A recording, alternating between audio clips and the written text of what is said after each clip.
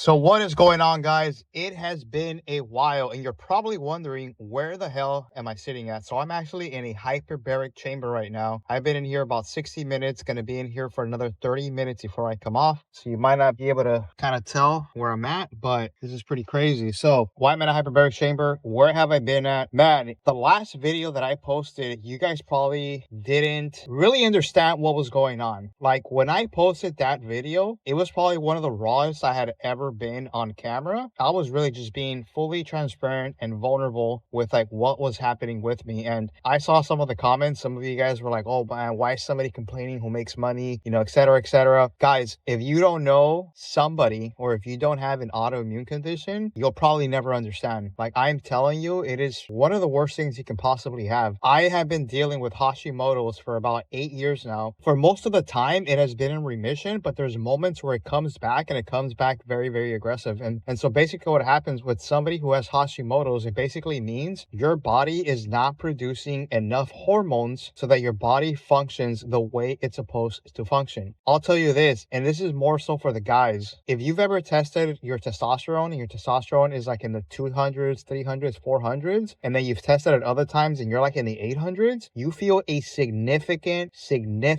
difference. And testosterone is not the only thing it affects, but there's a lot of factors that come into play when you have Hashimoto's, and you just feel completely wrecked. Like your testosterone is just one of those things, but brain fog is through the roof, inflammation is through the roof, your body is always hurting, it feels like it's achy, you're always sleepy, you're always tired, and on and on and on. And long story short, what ended up happening is I had a massive flare-up with Hashimoto's around May and also in June. And so in May, I think was the last time when I posted this video, I am actually allergic to sesame seeds. I had no idea like how bad it actually was. And so I did two different things. A, I had sesame seeds, and B, I was actually trying peptides that I had not tried before. What ended up happening is I tried a peptide called BPC 157 and TB 500, which for the most part usually tend to work really well with people, and I've heard a lot of great things from them. But when I took them personally, and this is why they say you should always talk to a doctor when you're trying any type of medication, including peptides, because you just never know. You think you're healthy, but you just never know how these things can trigger you. When I tried these peptides, I had a huge flare up. Like literally my entire skin, you guys have probably seen some of the videos where my skin is kind of dried up. It was just completely beat, like to the point where I look like a lizard. I'll tell you guys that. That superficially, that's just part of the issue. The other part that starts when that happens is my body and my brain feel really slow. Like I can't even remember what I did yesterday. When I stopped taking those peptides, I went a couple weeks, didn't take them anymore. Then a few weeks after that, it probably took me like 3-4 weeks to kind of recover out of that, but I was still not quite there. And then the last week of May, I took those peptides the last few weeks of beginning of May actually. And then at the end of May, when I already wasn't taking them, I had sesame seeds 3 times, guys. Not once, but 3 times. I really thought, I was like, oh, maybe I'm not allergic anymore. Just think about that, like how dumb that sounds. I really thought like maybe it wouldn't be an issue. I ended up having them 3 times that week. By the following week, I got wrecked. I felt like I ran into a wall, like I run over by a car. I couldn't remember what I did yesterday. My brain fog was through the roof. I was so exhausted. I went from running 100 miles a month to 8 miles. In the month of June, I only ran 8 miles. Like it was that bad. Long story short, my immune system dropped. I felt like complete garbage for like almost over a month, honestly, for like 4 to 6 weeks. And then guess what happens? June 20th, I ended up in the hospital. I actually went into the hospital on June 29th, but on June 20th, I got so sick that honestly, like I didn't think I was dying, but I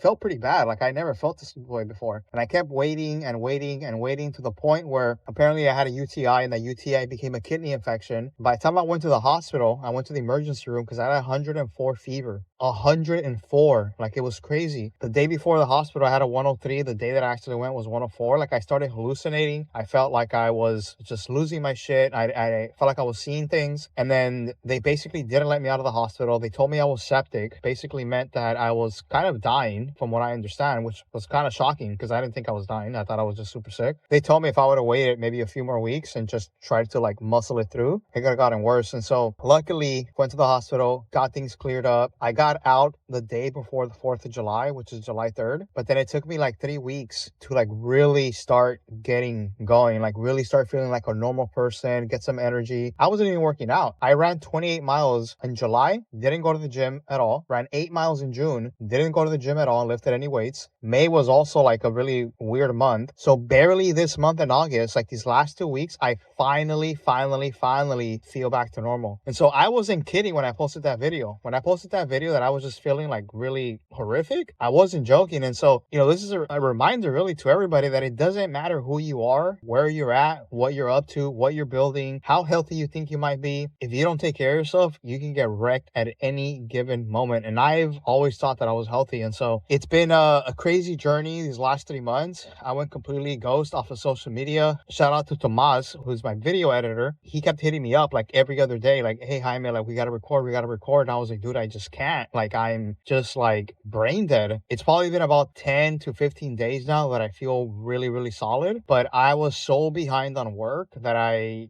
just had to catch up. And so luckily I got a team that runs a lot of these things, but there was just things that I had to do. I'm sitting here now in the hyperbaric chamber, getting some things done as much as I can on my phone. And I thought to myself, I was like, man, this probably be a really good time to record a video, get the ball rolling. So part of the reason why I do a hyperbaric chamber is it helps you extremely with recovery. And so basically what happens is you put on this mask, and I don't have it on right now because this chamber is already like, it's glassed out. Like literally nothing can get out of this. Like literally no oxygen can get out of it. And so they pump oxygen in here at such a high level, at such a high pressure, that the oxygen basically ends up going into your cells and basically helps clean them out and deoxidate them to the point where what then happens is it reduces inflammation in your body, whether it's in your organs, in your intestines, maybe an injury or etc., different things like that, and it helps you recover faster. So I had a kidney infection, so like my kidney got pretty shot, and so I've used a hyperbaric chamber before in the past just to be able to recover quicker. I've been using it now for the last month, trying to really just come back to life, honestly, like feel like a normal person. So here I am. I do this 5 times a week, 90 minutes a session. It makes a difference. And so I was thinking of buying a chamber and having it in my house. I just haven't